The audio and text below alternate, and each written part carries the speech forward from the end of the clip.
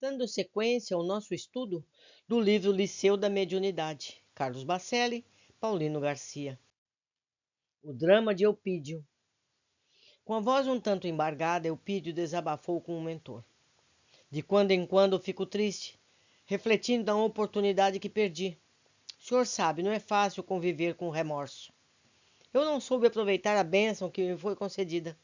E sem receio algum de se expor, falou-me como se periodicamente sentisse necessidade de contar o seu drama a alguém. Paulino, eu também fui médium na Terra, conheci a doutrina, errei por omissão e por querer ser o que minhas limitações não me permitiram. Agora, quando observo o cerco que as falanges do mal efetuam sobre o orbe, colocando em risco o futuro da humanidade, sinto-me igualmente responsável. Como quase 30 de idade, na cidade do Rio de Janeiro, travei os meus primeiros contatos com o Espiritismo. Assediado por adversários invisíveis do pretérito, experimentava certas reações que me induziam ao desequilíbrio. Depois de consultar vários médicos, fui parar num centro espírita e, aos poucos, reequilibrei-me. Eu, que estava prestes, inclusive, a abandonar um bom emprego, coloquei os pensamentos em ordem, passei a desfrutar de uma paz que me fez vislumbrar um caminho diferente. Filho de pais católicos, a minha avó paterna, que infelizmente não conheci, era espírita. Naquela época, os seguidores de Allan Kardec eram tidos à conta de alienados e não tinham liberdade religiosa de expressão. A minha avó recebia as pessoas em sua casa, transmitia passes aos necessitados.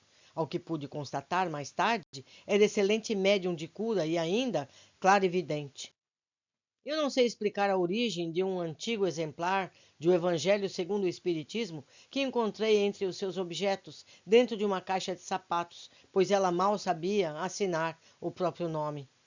Muitos a consideravam simplesmente uma benzedeira, e outros, com certeza, viam com reservas a atividade espiritual com que beneficiava tanta gente. Viúva, mãe de 3 filhos, era costureira e mulher muito bem relacionada com as senhoras da sociedade que lhe recorriam aos préstimos profissionais e, eventualmente, às suas benzeções. Talvez isso explique o fato dela nunca ter sido perseguida pela polícia ou acusada de maneira formal.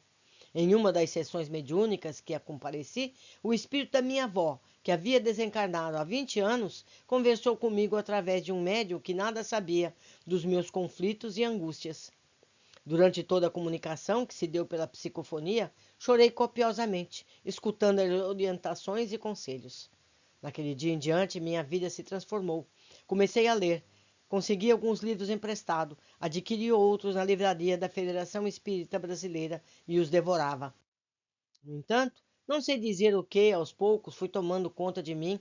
Dei início ao meu aprendizado na doutrina, qual acontece com a maioria, frequentando as reuniões e, na medida do possível, colaborando com as tarefas assistenciais, que, em verdade, são mantidas por todo o grupo espírita que se preza. Estava sempre pronto a ir à favela, visitar doentes nos hospitais, cooperar nos passes, que, segundo me disseram, era uma operação de boa vontade ao alcance de quem se mostrasse disposto a servir. Sob o olhar complacente do Dr. Odilon, não se interrompia o depoimento que, com certeza, já escutara por diversas vezes. Eupídio continuou. A obsessão em mim saneou-se e a melhoridade se fez presente. Incorporação, psicofonia, além de ver e escutar os desencarnados com relativa facilidade. De simples integrante da casa humilde que me vinculei em Bento Ribeiro, passei a ser o ponto central das atenções. O espírito da minha avó não se cansava de escrever por meu intermédio, recomendando humildade.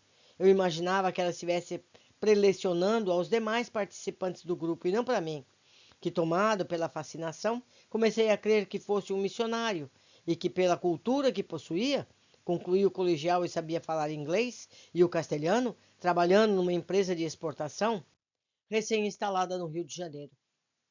Me seria possível realizar mais do que ela realizara, uma mulher que jamais se sentara num banco escolar.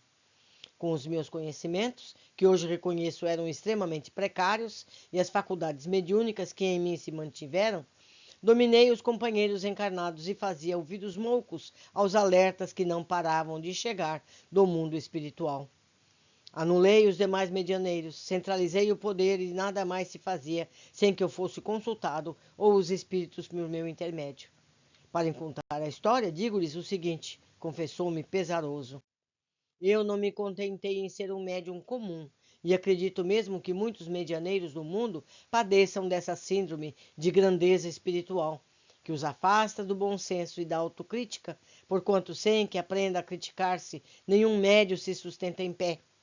Se eu tivesse conhecido meu próprio lugar, perseverado nas tarefas humildes, sem pretensão de ser o que eu não era. O amor à doutrina foi sendo substituído pelo personalismo e por interesses subalternos que me desvirtuaram os passos no caminho. Com consciência do quase nada que era, eu poderia ter ido longe. Isso não me martiriza. Ninguém me derrubou, caí por própria insensatez. A minha avó foi uma mulher analfabeta e resistir ao assédio de encarnados e desencarnados, mas eu não pude comigo mesmo. Não foram os obsessores que me armaram ciladas sem a minha anuência. A vida do Dr. Bezerra de Menezes, cuja biografia conhecia de cor, me fascinava e eu queria ser igual a ele. Pobre de mim, que me esqueci de imitar-lhe as atitudes. É sempre assim. Deixamos-nos empolgar pelos efeitos dos grandes missionários, mas não nos animamos em conseguir-lhes os exemplos de renúncia e de devotamento à causa que abraçam. A única coisa que não queremos do Cristo é a sua cruz, o que justamente o colocou acima de todos os grandes iniciados da humanidade. Valendo-se da interrupção de Eupídio, que me narrava com palavras sucintas a sua dolorosa história, Dr. Odilon observou buscando confortar o companheiro. Filho, quase todos nós aprendemos a fixação de lições às custas dos próprios equívocos. Não se recrimine tanto. O importante é tomarmos consciência do erro e nos fortalecemos com o propósito de não reincidirmos. Somos tão pequenos que, quando vislumbramos a menor possibilidade de nos colocarmos acima dos outros, não hesitamos, ignorando que, assim agindo, nos tornamos mais insignificantes ainda. Eupídio sorriu com certa melancolia e asseverou: É por isso, doutor, que eu insisto tanto em contar a minha experiência. Talvez ela sirva de advertência para quem esteja prestes a cometer os mesmos desatinos. Meus amigos, está aqui límpido e claro. Vamos estar sempre no lugar a que somos destinados, não procurar subir, muitas vezes à custa dos nossos companheiros. Por hoje ficamos aqui, aguardo todos na sequência deste maravilhoso estudo.